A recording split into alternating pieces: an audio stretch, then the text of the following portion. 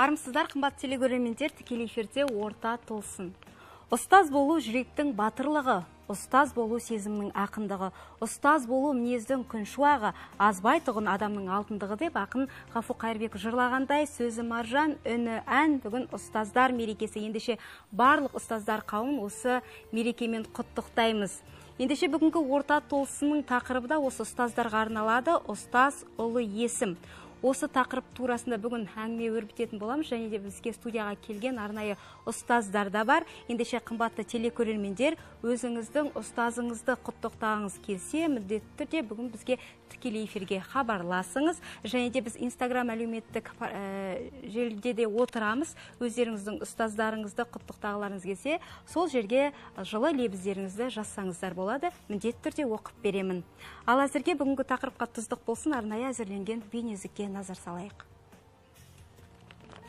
Ғылым, білім, дүниеге көзқарас, мәдениет пен өркениеттің дамуына мол үлес қосып жүрген мұғалімдердің еңбегі зор екені баршаға аян. Ұстаздарға арналған атаулы күннің шығу тарихы да қызық. Бұл күнге 1966 жылдың 5 қазанында Парижде өткен мұғалімдердің мәртебесі туралы арнайы үкіметаралық конференция тарихы негіз болды. Нәтижесінде ЮНЕСКО мен халықаралық еңбек ұйымының өкілдері мұғалімдердің мәртебесіне қатысты ұсыныстар құжатына қол қойды. Негізі бұл мейрам Кеңес одағы жоғарғы кеңесі төралқасы жарлығы бойынша 1965 жылы қазан айының алғашқы жексенбісіне бекітілген болатын. Қазір әлем бойынша ұстаздар күні 100-ден астам елде аталып өтеді. Біріккен ұлттар ұйымы бұл күні мынадай нәрселерге жете назар аударып, қатты ойлануға шақырады. Сіздің өміріңізді жақсы бағытқа өзгерткен ұстаздарыңыз туралы, білім саласы қызметкерлері үшін бөлінетін бюджет мөлшері туралы, мұғалімдер алаңсыз жұмыс жасау үшін жағдайды жақсарту, ардагер ұстаздар үшін зейнетке шығу жасын төмендету, мұғалімдер өз қызметінде алатын моральдық психологиялық қысымды азайту және тағы басқа. Италия мемлекеті кемінде 12 жыл мұғалім болған азаматтарын психикасына салмақ түсіруге болмайды деген желеумен өте жауапты шаруалардан босатқан көрінеді. Кеңес одағы ыдырағаннан кейінде Қазақстан, Әзербайжан, Беларусь, Қырғызстан, Латвия және Украина елдері бұл мерекені қазан айының алғашқы жексенбісінде тойлап жүр.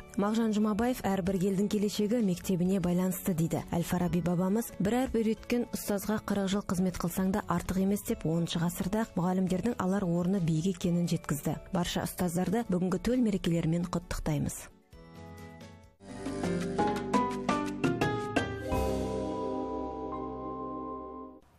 Қымбат телегөрермендер, тікелей эфирде орта толсын. Бүгінгі біз тақырыбымызды ұстаздар мерекесіне орайластырып отырмыз. Сондықтан да өздеріңіздің құттықтауларың, жылы лебіздеріңіз болса, міндетті түрде ұстаздарыңызды тікелей эфирде құттықтасаңыздар болады. Ал ендеше студияға келген қонақтарымызбен, ұстаздармен таныстырып өтейін. Күләш Маханова, республикалық үздік педагог 2019, Жаңаөзен білім инновация лицей интернатында қазақ тілі мен әдебиет пәнінің мұғалімі, және де Дина Бегейбай, үздік педагог 2018, география пәнінің мұғалімі. Алдымен сіздерді Маңғыстау телеарнасының атынан бүгінгі мерекемен құттықтап, осы әдемі гүлдерді табыс етсем деймін. Мерекелеріңіз құтты болсын, аяулы ұстаздар. Білімді де білікті шәкірттеріңіз көп болсын.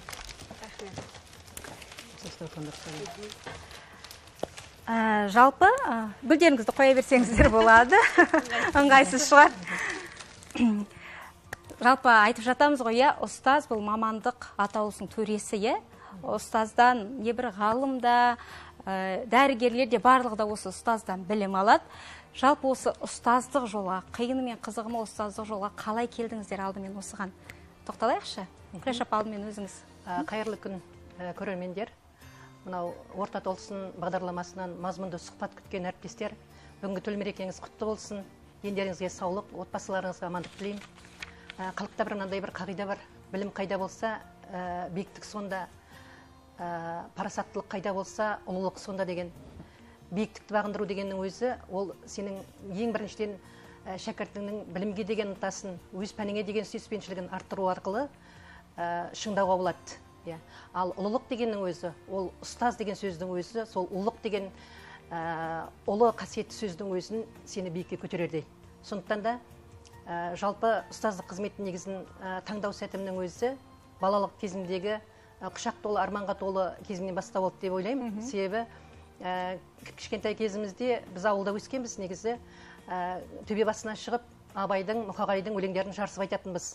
Кейде тіпті мектепке келген сәтте радиолы грампластинка қойылып ойнап тұрады. Сонда жаңағы қыз жібек жыры, ертарғын жыры айтылып жатады. Сонда бізді қазақ тілі әдебиетінен дәріс беретін апайымыз жырды мақаммен айтып келтіру, әлгі айтылған қалай тыңдап, мысалға сіз тыңдадыңыз, сол мақамды келтіре отырып айтуды негізгі мақсат етіп көздеген болатын.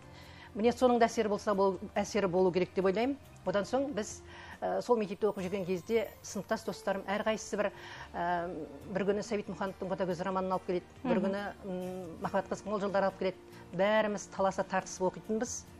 Осындай бірлескен жұмыстың нәтижесінің өзі сол кезде болсын, маған кішкентайда болса ұшқыны көрінді деп есептеймін. Оның үстіне жаңағы көркем әдебиет осы қазақ тілі пәнінің мұғалімі болуға, сізге? Осы пәнді ары қарай алып кетуіме, әрі бірнеше республикалық байқаулардың негізінде шықтым, шығарма байқауларынан. Соның нәтижесі ғой деп ойлаймын, осы мамандыққа келуімнің негізі. Керемет. Сіз, Дина ханым, қалай келдіңіз осы мамандыққа? Қайырлы күн, құрметті көрермендер. Мен Ақтау қаласындағы Фариза Оңғарсынова атындағы 29-ші орта мектебінің география пәнінің мұғалімі Дина Медетқызы. Енді мұғалімдік мамандыққа, өзіңнің сүйген мамандығыңа қалай келдіңіз деген сұрақтар үнемі көп жерде қойылады. Әркімнің енді өзінің кез келген мамандыққа келерден бұрын жүрек қалауы және оның айтады ғой, ең бірінші мамандық деген адамның өмірін түбегейлі өзгертетін жағдай болғандықтан мен мамандық таңдауда өзімнің біріншіден жүрек қалауым және оның жүрек қалауымның қалыптасуына бала кезден өзімнің ұстаздарымның, өзімнің соның ішінде география пәнінің мұғаліміне, өзімнің сол кісіге деген жақсы көргенім, махаббатымның арқасында деп ойлаймын, мұғалімдікке келдім және өзімнің пәнімді қатты жақсы көретінмін. Қазір өкінбеймін, ойлап қоям, сонда мен мұғалім болып туылу үшін туылдым деп жаралғандаймын деп ойлаймын. Себебі қазір мынадай жағдайда, елдегі жағдайда балалармен қашықтан оқудамын. Сол кезде балаларға деген сағыныш, балаларды, оқушыларды бір даладан көріп қалсақ, немесе олардың сөйлескенде даусынан бір көргісі келіп, сағынышта естіген кезде бір мұңайып қалам. Сонда ойлаймын, мен сонда мұғалім болып туылған болып тұрмын ғой деп.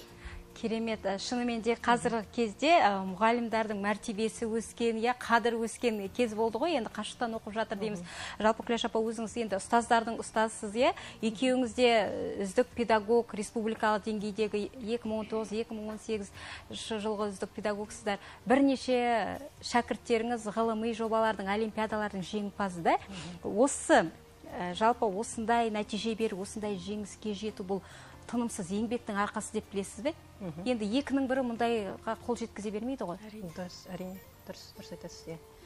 Жалпы мұғалім мәртебесі дегенде, тұңғыш елбасының бір болашаққа бағдар рухани жаңғыру деп аталатын мақаласы шыққан болатын. Сонда мысалға табысты ел, табысты ұлт негізінің басты факторы білім деп көрсетеді. Ендеше әрбір ұстаз өзінің алдына мақсат қойып, мен өзімнің ұстаздық қызметінде Бауыржан Момышұлының мынандай бір айтқан сөзі бар. Сенің мүмкіндігіңнен мақсатың биік болсын дейді. Балаға ең бірінші мақсат қоя білуге қарайға ұмтылдыру. Әрине ол менің өзімнің сүйікті шәкірттерімнің өзі қазір осы қазақ тілі әдебиетінен журналистика факультетін бітірген балаларым бар. Майлыбай Жасұлан деген оқушым бар. Ол қазір парламент сенатының мәжілісінде баспасөз қызметін атқарады. Одан соң Бақтыбай Жайлауов, ол Есен университетінде қазір ғылыми қызметкер. Білеміз, қазір енді додаға түсіп жатыр. Сәттілік тілеймін. Осы кеше күн бітірген республикалық олимпиаданың кезінде екінші орын алған Жайлыбай Жарас деген оқушым, 7-ші сыныптан бастап олимпиадаға дайындыққа алғанмын. Оқушым өткен жылы сол күміс медальді қанжығасына байлаған республикалық деңгейдегі. Оқушылардың әрбір жетістігінің өзі, әрбір сайысқа байқауға қосқан сәтте, сандодаларға қосқан сәтте, солардың бір жеткен жетістігін көрген сәтте бір марқайып қаласың. Өзің бір сіздің жеңісіңіз бұл. Биік шыңға өрлеп шыққандай боласың. Міне осының бәрі мұғалімге үлкен шабыт береді деп есептеймін. Енді міне биылғы жыл осы мұғалім мәртебесіне қатысты заң қабылданды. Осы заңның жүзеге асуының негізде осы негізі қағидаттар бар ғой. Бірінші мысалға мұғалімнің педагогикалық қызметке қойылатын жоғарғы талаптар, екінші мұғалім мәртебесі негізінде оның бүкіл тұлғалық болмысын қалыптасуына көмек көрсету, одан соң материалдық емес стимул тетіктерін қалыптастыру, материалдық құндылықтар негізіне қарайғы аяқ басу, міне осының нәтижесі деп ойлаймын. Керемет. Дина, енді сіз жассыз, жас мамандардың бірісіз ғой, бірақ дегенмен осындай жетістіктерге қол жеткізіп отырсыз. Бұл да енді жаңағыдай тынымсыз еңбектің арқасында, ізденістің. Әрине, жаңа апай айтқандай, мұғалім мәртебесі деп жатыр ғой. Енді мәртебені дұрыс қоғамның да үлесі бар, бірақ кез келген мұғалім мәртебені өзі қалыптастырады деп ойлаймын. Себебі тынымсыз еңбек, кәсіби ізденіс, өзіңнің пәніңе деген сүйіспеншілік. Мен үнемі айтатынмын, сіз осы мамандыққа қалай келдіңіз дегенде, біріншіден мен оқушыларды, яғни балаларды жақсы көрем, екіншіден пәнімді жақсы көрем деп айтатынмын. Яғни тынымсыз, өзіңде махаббат болса, ісіңе жасап жатырған ісіңе деген махаббат болатын болса, әрине ол өзінің нәтижесін бермей қоймайды. Және менің апай айтқандай, оқушыларымда үнемі биіктерден көрініп жүр. 2018 жылы республикалық пәндік олимпиададан, география пәнінен менің ерекше оқушым, шәкіртім Рашид республикалық пәндік олимпиададан алтын медаль және абсолюттік чемпион болды бүткіл Қазақстан бойынша. Яғни бұл деген мұғалім үшін әрине өте үлкен мәртебе. Өзің үшін емес, біреу үшін қуана білу және өзіңнің шәкіртіңе деген сен көмегің арқылы биікке шығу деген ол әрине мұғалім үшін өте үлкен мақтаныш деп айтам. Менің айтатыным сол тынбай ізденістің, еңбектің арқасында күн түні келетін. Керемет. Қазір сіздерді қарап отырған көрермендер болса, соның ішінде ұстаздар болса, сіздерге қызығып, таңғалып, таңданып қарап отырған болар. Шынымен де осылай өзінің шәкірттерін мақтан етіп, осылай ауыз толтырып жеткізіп айтып отырудың өзі шынымен де ұстаздың өзінің беделін, жеңісін көрсетеді. Енді апа, шайдан алып отырыңыз, шай ішіп отырыңыз. Сіз енді Жаңаөзеннен сонау алыстан келдіңіз.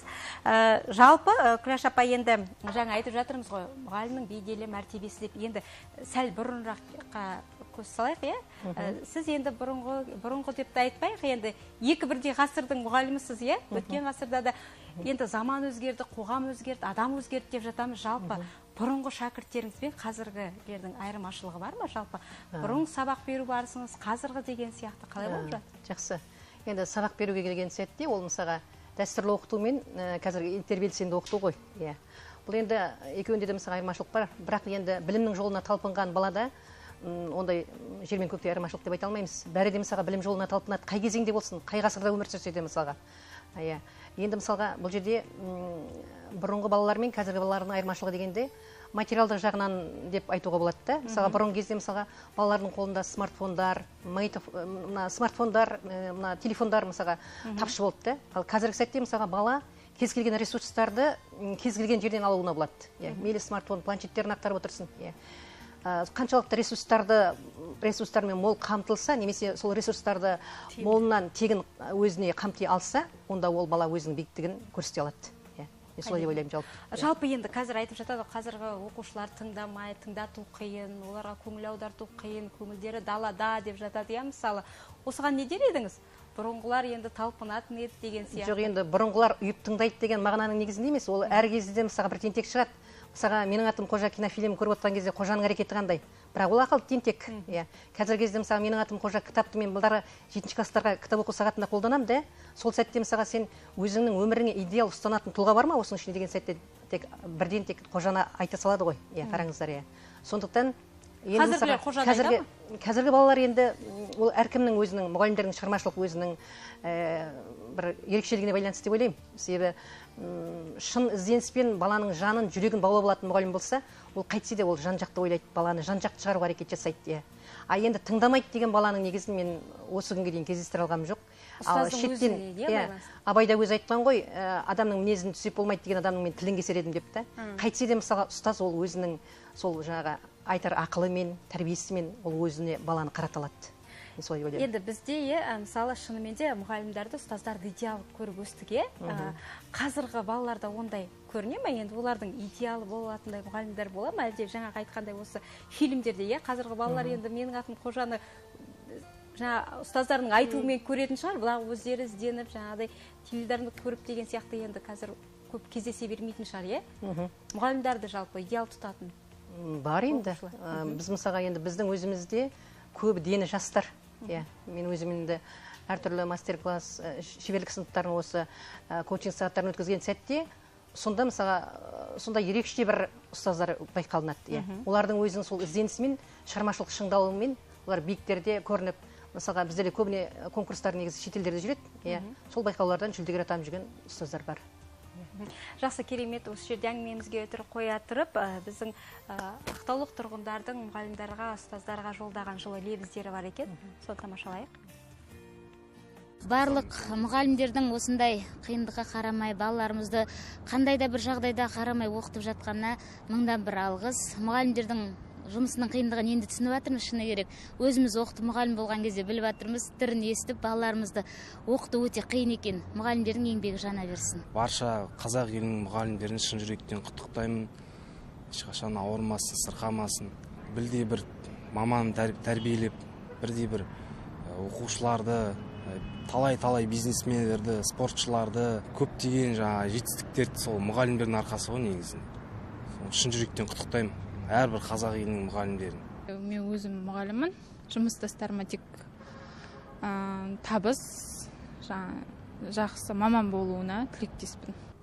Қазір енді мұғалімдердің нағыз балдарымыздың несі енді көріп жатырмық қой, мына онлайн дейтін сабақты өзіміз оқытып, өзіміз білім беріп, өзіміз тәрбие беріп жатқасы, өзіміз мұғалім болып жатырмық. Енді мұғалімдер мерекесі құтты болсын дейміз. Мына жаман індеттен тездетіп құтылып, осы балдарымызды тездетіп мектептеріне оралып, кәдімгі мектеп табалдырығын аттап, білімдерін алып, тездетіп, сол күнге жеткізсін деймін.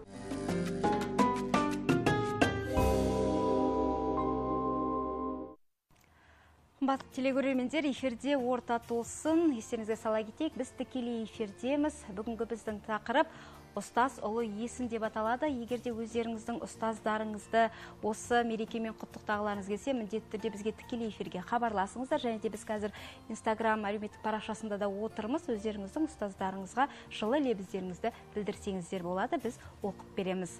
Ал бүгін бізде студияда қонақта ұстаздар Күләш Маханова және Дина Бегейбай.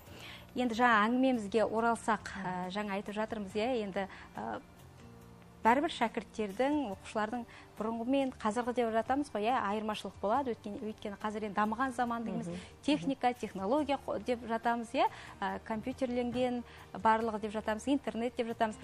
Жалпы енді өздеріңіз, ұстаздар, осы талаптарға сай болуға тырысу керек, мысалы тырыс деп жатады. Сіздерге қиынға соқпай ма енді?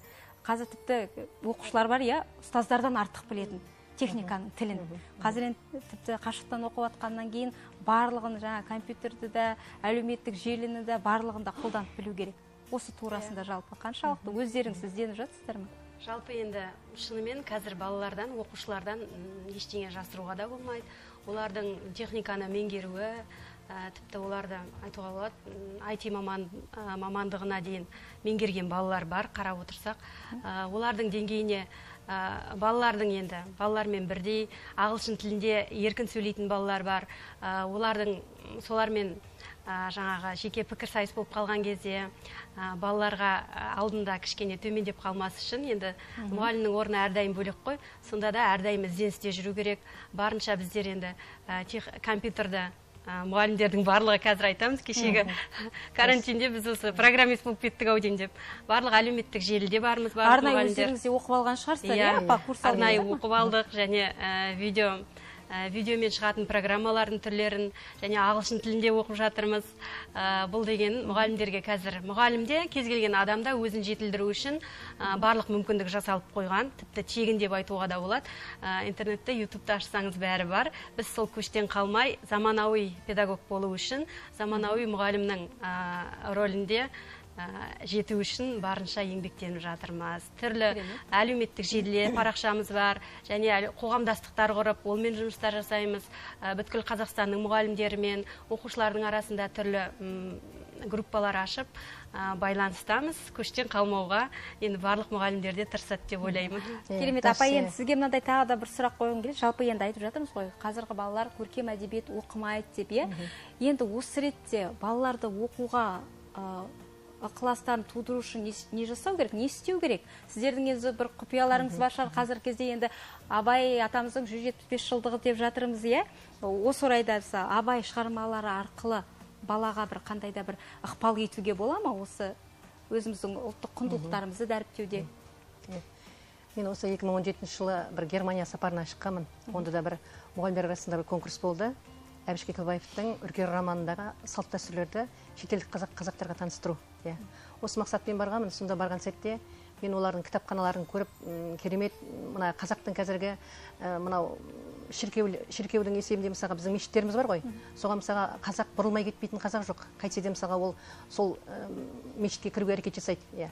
Тура мен Германияда көрген кітапханаларымның негізгі үлгісі тура осындай. Керемет ғимараттар, шіркеу кәдімгі үлкен сарай тәрізді. Қайтсе де мысалға кетіп бара жатқан жолаушының өзі оған бұрылмай кете алмайды. Енді қазіргі сәтте мен сол сапардың өзіне көп нәрселерді түйіп келген болатынмын.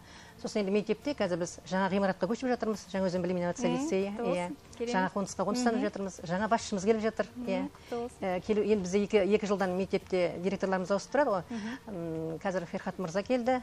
Ол кісі енді мысалға келу сәттен әр кезде шығармашылықтың адамы, ол қайтсе де шығармашылықтың адамын табады, бір-бірімен түйістіреді қайтсе де. Бір сұхбаттың өзінде ол сол мектептің бүкіл шығармашылық жұмысының деңгейін көріп шықты келу сәтінің өзінде. Міне келген әрбір қадам басқан, мектепке қадам басқан кісінің өзі мұғалімді осылай таниды деп есептеймін. Ол өзім директормын деп айтқан жоқ бізге, химия пәнінің мұғалімін деп келді. Біз енді бұрыннан осы білім инновация лицейінде кітап оқу сағаты жүреді. Таңертең біздің сабағымыз негізі 8:30-да басталады, сағат 16-ға дейін. Осы кітап оқу сағатында біз енді тек кітапты оқытып, оның қорытындысын шығармай кете алмаймыз. Кітап оқу сағатының енді беретін әсері мол, өйткені кітап оқу сағатынан бір айдың ішінде мысалға 20 күнде бір кітапты оқыған бала, соған қатысты біз кітапты мектеп бойынша оқып болғаннан кейін оның қорытындысын шығарамыз. Қорытындысын шығаратын сәтте мен оны тест сынақтар түрінде алмаймын. Кәдімгі мастер-класс немесе жаңағыдай коучинг сағаттарын негізін өткіземін. Сол сәтте мен баланың ойын ұрлауға, бала қандай ойда, өзіне сол идеал ұстанған тұлғаны ол қалай сипаттай алады, қалай бағалай алады, ал өзін ол қалай бағалап көрсете алады. Міне осылардың негізгі сатыларынан шығады. Әрине ол әр кітап оқу сағатының негізінде балалар, ер балалар болғандықтан жаңағы велосипед, түрлі электронды оқулықтар қойылады. Сосын олар жан салып, кейде біз ата-аналармен қосып бірге кітап оқу сағатын жарыстырып ұйымдастырамыз. Сондықтан нәтиже болып жата ма? Бәйге үшін қызық емес, бұл жерде мысалға сол қойған қызықтың өзін тамашалап жеңіп алудың өзі үлкен бір ерлік қой. Сондықтан да нәтиже болып жата ма? Жалпы ата-аналармен бірге оқып. Бұл жерде мысалға ата-ана мен оқушылардың арасындағы, мектеп арасындағы байланыстың берік қаланғандығына көзім жетеді. Күніне қанша сағат бөлу керек осы кітап оқуға? Кітап оқу сағатына енді мысалға күніне бізде сол сағат 8-ден 8:30-ға дейінді сол үнемі бақылауда болады, сынып жетекшілері бақылайды.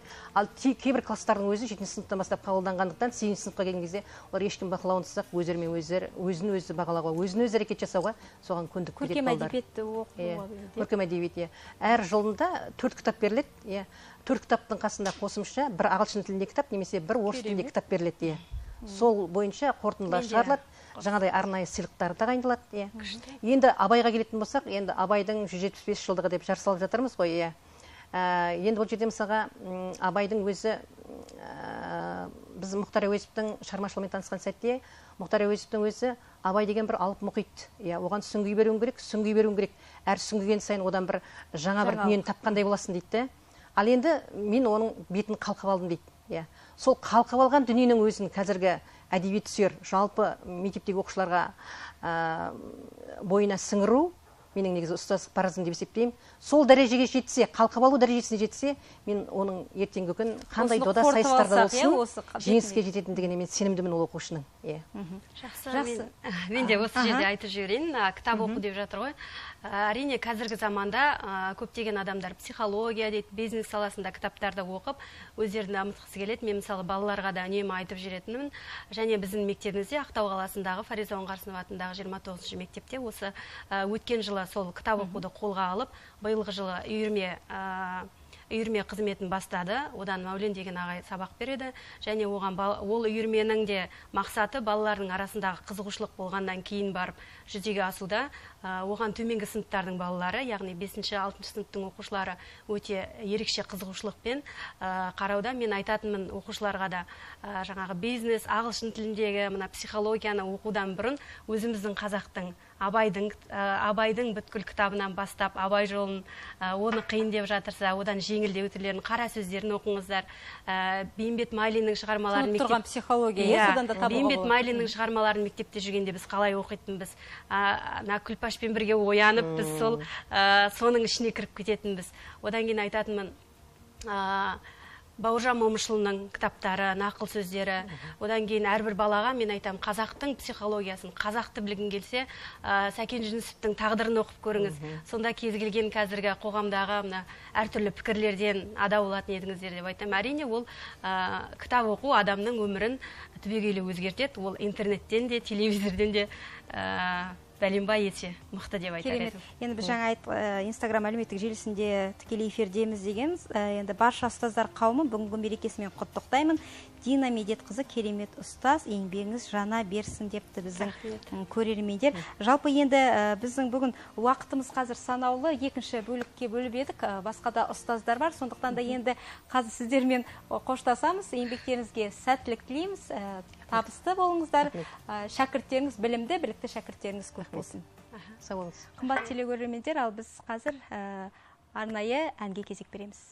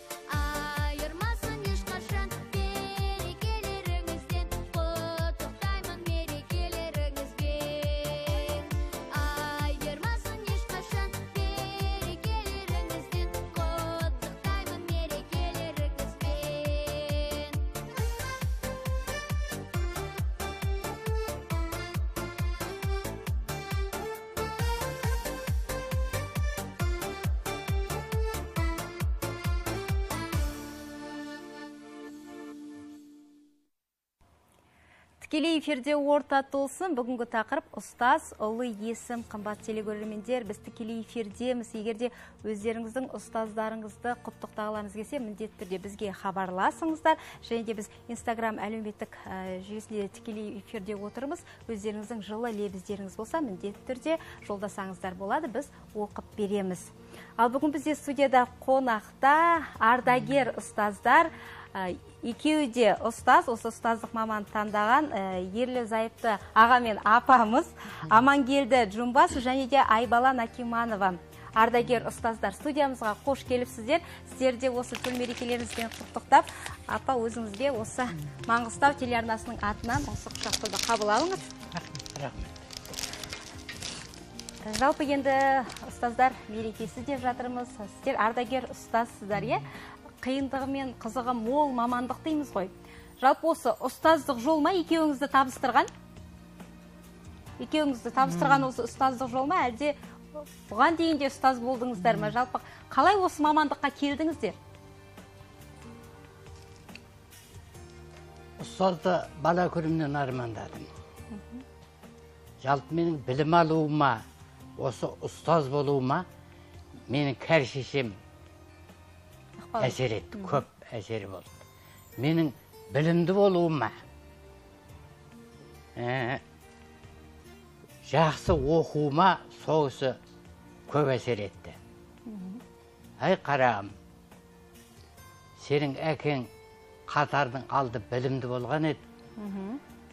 Ал сен де содан қалмай, сен де жақсы білім алуың керек. Ауылдас ағаңды білесің ғой, ана қылышпенен мамайды. Қандай әдемі болып жүр. А менің мына Мұратбай балам оқымағандықтан елдің жүнін жүр азағат көт дейтін болады.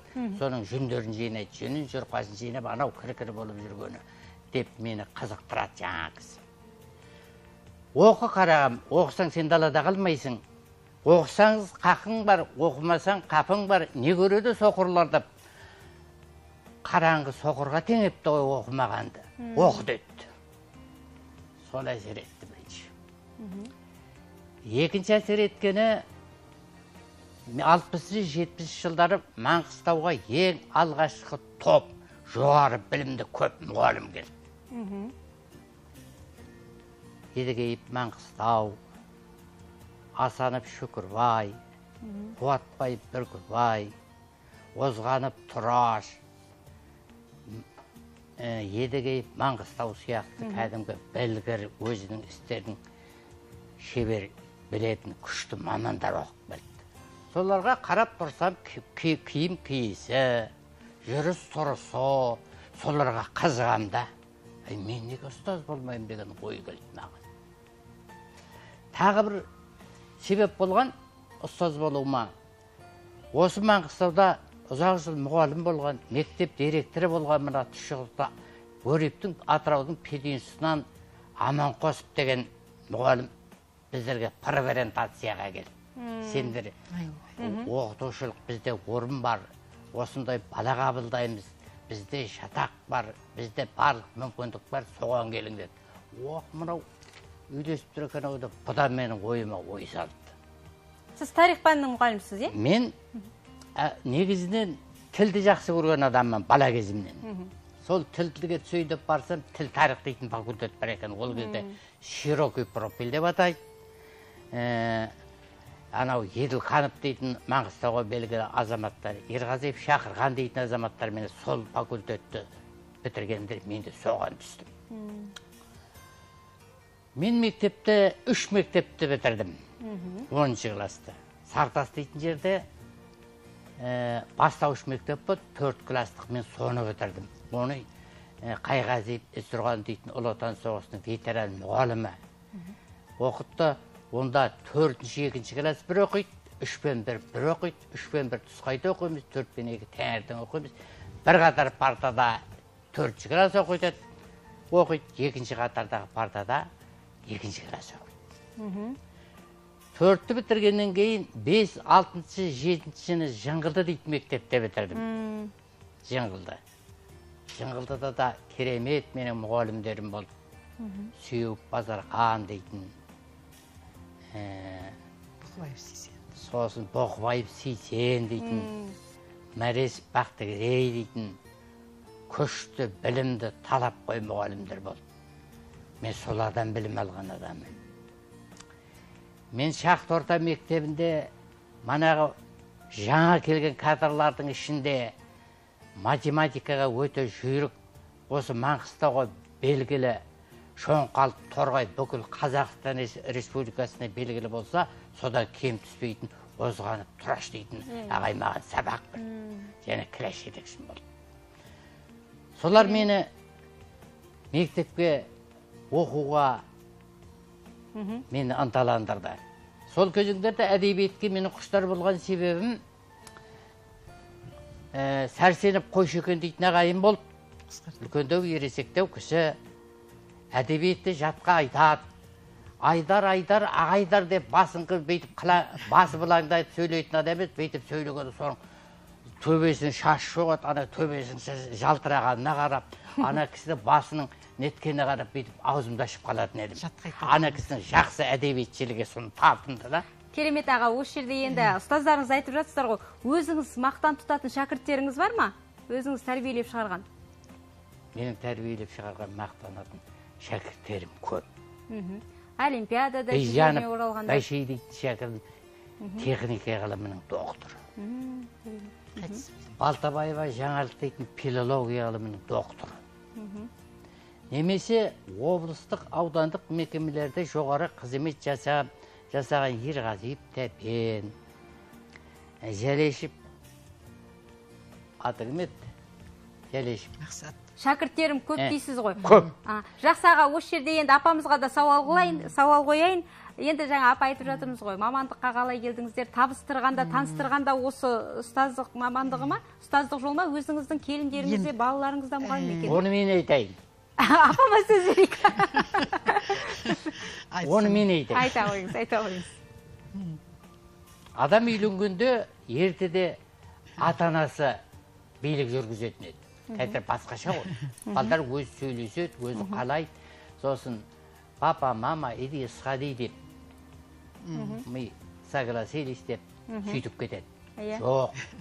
Ертеде қалай болған? Ертеде ата, анасы қалаған бәленшенің қызына құда түсеміз, соны аламыз деп. Айттырып алады. Сосын айттырып алады. Сосын аға жеңгесі жеңгетайлық жасайды. Бұрынғының салтымен. Бұрынғының салтымен, мен сол бұрынғының салтымен аға жеңгемнің жеңгетайлығынан үйлендім. Жеңгем бір күн отыр едім ғой. Енді ұнатқан шығарсыз енді? Ау. Ұнатқан шығарсыз? Ұнаттым ғой, ұнатуға себеп болған жаңағы екі адамда жеңгем айта бастады. Қарағым, сенің ата-ананың да тілін табатын, сенің де тіліңді табатын осы жерде біздің көршіміз бар. Соның қызы жаманат істегенде, ағаммен екеуінің келісіп қойғаны қайда білеймін, ағам түкпеден шығып кетті. Иә, шабақты көтір, жеңшем шабаған, шабақты көтір, собалаға үйленді. Көршінің қызы керемет деді. Міне, сөйтіп біздің махаббатымыз басталды. Ода мен еш нәрседен өкінбеймін. Мынандай сөз бар ғой. Ол кезде апамыз мұғалім бе еді?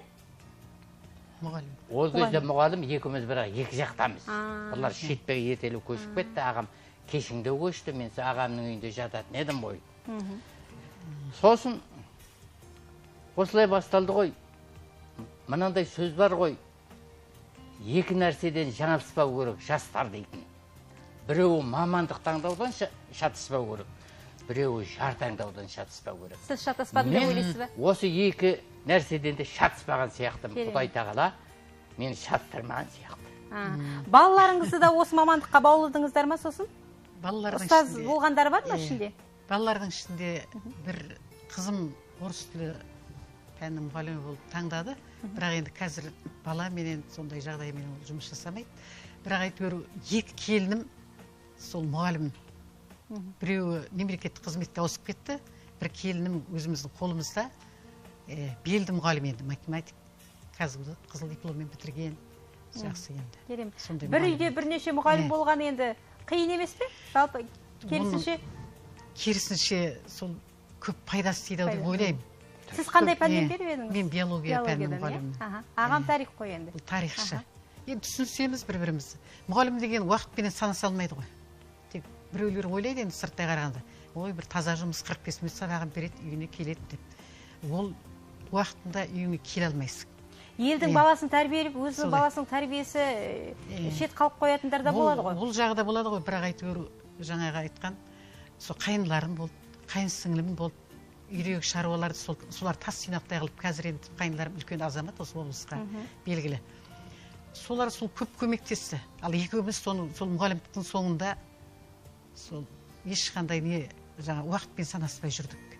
енді бұл жолдасым да мұғалім болғасын түсінеді. Менің де жаңағы үйге қонақ келіп жатады. Тексеруге келген қонақтар келеді. Түнде жаңа шайын бересің, етін етесің. Таңертең бірінші сабағына кіріп тұрады ғой. Ол уақыттағы жаңа талап сондай.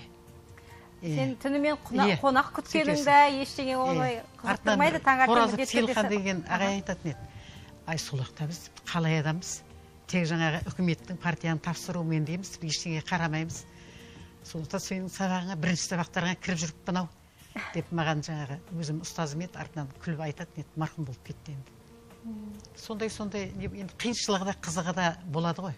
Қазір енді зейнетін көріп отырсыздар, иә? Зейнетін көріп отырмыз. Шәкірттеріміз әйтеуір бір осы Ақтаудың көшесімен келсақ та, кетіп баратсақ тоқтай қалады бір машиналар. Апай, қайда барасыңыз? Жаяу неге жүрсіңіз? Машинаға мініңіз, қайда барсаңыз да апарып тастаймыз деп жатады. Соның өзі үлкен мәртебе ғой біздерге.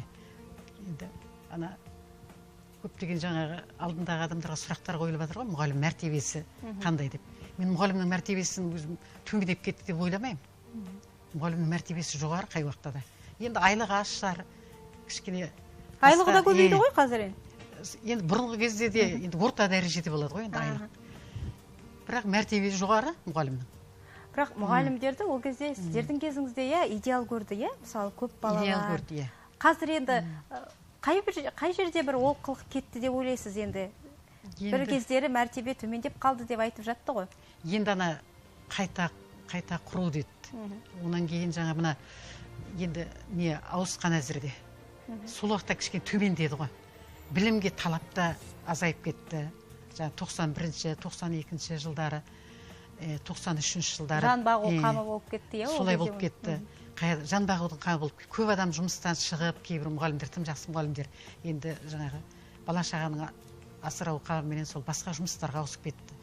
Сол уақыттарда енді мәртебесі төмендеген шығар, бірақ өзіміз әйтеуір сол мәртебесі төмендеді дегенге қазір қарап отырсам. Ол ұстаздық жолдан кеткен жоқсыздар, қандай қиын қыстау заман болса да, жаңағы айтып жатқандай ақшасы аз болды, оның үстіне екеуіңіз де мұғалімсіздер, айлап ақша бермеген кездерде болды ғой, Ондай да болды, ол уақыттарда енді айлық бермей. Бірақ соның барлығын төзіп, нағыз ұстазы ғана осындай сынақтардан өтіп, бала шәкірт тәрбиелеп келеді, осы кезде. Жалпы енді қазіргі жас мамандар көп қой, оларға сын көп тағылады жас ұстаздарға. Өзіңіз қалай ойлайсыз? Енді мұғалім болсын, қандай мамандық болмасын, тар шеңберде қалмау керек қой. Ал тар шеңберде қалып қоятын болса, мен білдім, осы институтты бітіріп келдім, күнделікті сабағыма дайындалам, соны барып 45 минут өткіземін дейтін болса, онда ол тар шеңберде қалып қойған адамның ешқандай да несі болмайды. Үнемі дамып, өзі оқушылармен бірге оқып отыру керек. Дамып отыру керек, оқушылармен бірге. Енді оқушының алдында өзінің білімі, енді қазіргі технология, қазір ғылымның дамуы деген өте қарқынмен дамып келе жатыр ғой. Бұдан 40 жыл бұрынғы шәкірттерде мысалы, мына ғарыш деген астрономия 10 класста өтетін еді. Ал қазір 2-ші класста менің немерелерім бар, қарап отырсаң, тілдерді қалай меңгерген, қазір тілдерді қалай меңгерген. Енді қазір ғылыммен соған ілесу керек. Қазір кейбіреулер айтады, программа қиын дейді. Программа қиындамаса, ол қазіргі жастар ілесе алмайды оған. Бірақ ілесіп отыр ғой, қазіргі оқушылардың да санасы басқа дейсіз. Санасы басқа. Керемет, осымен бізге берілген уақытта тәмамдалып қалды. Сіздерге енді отбасыларыңызға бақыт, дендеріңізге саулық, ең басты сіздерге енді денсаулық тілейміз ғой. Ұлағатты жаңа өзіңіз айтқандай рахметін айтатын, алғысын айтатын шәкірттеріңіз көп болсын.